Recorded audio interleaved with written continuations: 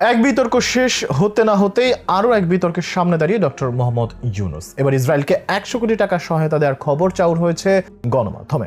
গত 7 অক্টোবর হামাসের আকস্মিক হামলায় বিপর্যস্ত ইসরায়েলি জনপদ, তারপর থেকেই যেন যুদ্ধের মহড়া বেজে উঠেছে মধ্যপ্রাচ্যের অঞ্চলটিতে। তবে সে সংঘাতের ভেতর ইসরায়েলকে দেয়া বাংলাদেশের নোবেল বিজয়ী অর্থনীতিবিদ ডক্টর ইউনূসের সাহায্যের খবর যেন নতুন আলোচনার জন্ম দিয়েছে।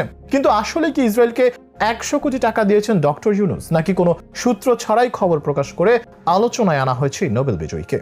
বিশ্ব রাজনীতিতে নতুন এক আলোচনার নাম ইসরায়েল ফিলিস্তিন যুদ্ধ। তবে সে আলোচনার ভেতর দিয়েই নতুন আরেক আলোচনার জন্ম দিয়েছে বাংলাদেশের নোবেল বিজয়ী ডক্টর মোহাম্মদ ইউনূস। গাজা যখন জ্বলছে, মুসলিম নাগরিকরা সেখানে এক দুর্বিষহ জীবনযাপন করছে, নির্বিচারে মরছে মানুষ, ভেঙে পড়ছে ঘরবাড়ি, মানবতার চরম লঙ্ঘন করছে ইসরায়েল। ঠিক সে সময় ইসরায়েলের পাশে দাঁড়ালেন শান্তিতে নোবেলজয়ী অর্থনীতিবিদ ডক্টর মোহাম্মদ ইউনূস। ডক্টর মোহাম্মদ ইউনূস ইসরায়েলের মানবিক বিপর্যয়ের কথা বলে সেই দেশকে 100 কোটি টাকার সহায়তা দিয়েছেন বলে নিশ্চিত তথ্য পাওয়া গেছে। আর এমনই এক খবর প্রকাশ করেছে কয়েকটি গণমাধ্যম। তবে অন্যত্র কোনো সূত্র পাওয়া না গেলেও ডক্টর ইউনূসের পূর্বের বিতর্কিত কর্মকাণ্ডের জন্য অনেকেই মনে করেন এমনটা হতেও পারে। এর কারণ হিসেবে আবার অনেকের ধারণা, বর্তমানে বাংলাদেশের রাজনীতিতে ডক্টর ইউনূস যখন একজন গুরুত্বপূর্ণ ব্যক্তি হিসেবে নির্বাচনকে নিয়ে মাঠে থাকতে চাইছেন নানাভাবে, তখন এই দেশের নির্বাচনে হস্তক্ষেপ করছে মার্কিন যুক্তরাষ্ট্র। বিশেষ করে গণতন্ত্র ও মানবাধিকারের সবক তুলে স্মরণ করিয়ে দেওয়া হচ্ছে ক্ষমতাসীন দলকে। আর সেখানে সংশ্লিষ্টতা পাওয়া যাচ্ছে ইসরায়েলেরও। ফলে দুয়ে দুয়ে চার মিলিয়েছেন অনেকেই। গণমাধ্যমের খবরে বলা হচ্ছে ইসরায়েলকে এই মানবিক সহায়তা দিয়েছেন গ্রামীণ আমেরিকা। গ্রামীণ আমেরিকার কো-চেয়ার হলেন ডক্টর মোহাম্মদ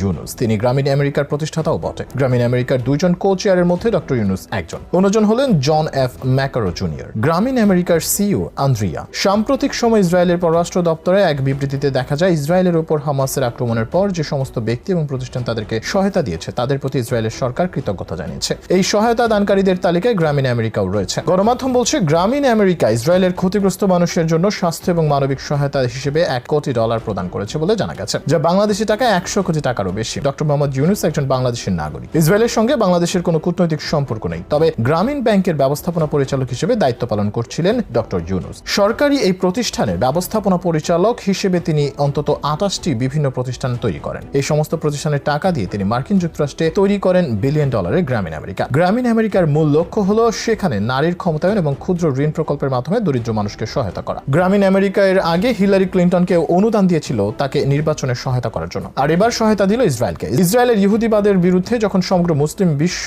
সোচ্চার, সে সময় ইসরায়েলের নিপীড়নে ফিলিস্তিনের নিরীহ মুসলমানরা জর্জরিত, ঠিক সে সময় ইহুদিবাদের পক্ষে ডক্টর ইউনূসের এই অবস্থান বিস্মিত করেছে সকলকে। ডক্টর ইউনূস তার নিজের স্বার্থ রক্ষার জন্য এবং মার্কিন প্রভাব বলয়ে নিজেকে আরো গ্রহণযোগ্য এবং আস্থাভাজন করার জন্যই এই $1 কোটি সহায়তা দিয়েছে বলে মনে করা হচ্ছে। শুধু এবারই প্রথম নয়, বাংলাদেশের কোনো দুর্যোগ দুর্বিপাকে ডক্টর ইউনূস হাত না বাড়ালেও মার্কিন যুক্তরাষ্ট্রের সামান্য ঝড় হলেও তিনি সেখানে সহায়তা দেন। বাংলাদেশের বিভিন্ন প্রাকৃতিক দুর্যোগ বা দুর্বিপাকের সময় ডক্টর ইউনূসের নীরবতা যেমন লক্ষণীয়, ঠিক তেমনি মার্কিন যুক্তরাষ্ট্রের সামান্য বিষয়ে তার উদ্বেগ উৎকণ্ঠাও সকলের চোখে পড়ে। ডক্টর মোহাম্মদ ইউনূস এই সহায়তা দিয়ে ইহুদিবাদের পক্ষে অবস্থান নিলেন। তাহলে কি তিনি মুসলিম বিশ্বের মানবিক বিপর্যয়ে উদ্বিগ্ন নন? তিনি কি তাহলে গাজার হত্যাকাণ্ড সমর্থন করেন? ফিলিস্তিনি নিরীহ মানুষের উপর নির্বিচারের যে অত্যাচার হচ্ছে তার প্রতি কি তিনি সমর্থন জানালেন? এমনই এক খবর প্রকাশ করছে গণমাধ্যম। তখন আলোচনা ছড়িয়ে পড়েছে নানা মহলে। প্রশ্ন তাহলে একটাই, ডক্টর ইউনূস কি আদৌ টাকা দিয়েছেন ইসরায়েলকে, নাকি সবই ভোটের লড়াইয়ের আগে আগে রাজনৈতিক সমীকরণ, যার সবটাই স্পষ্ট হবে আরো কিছু সময় পরে।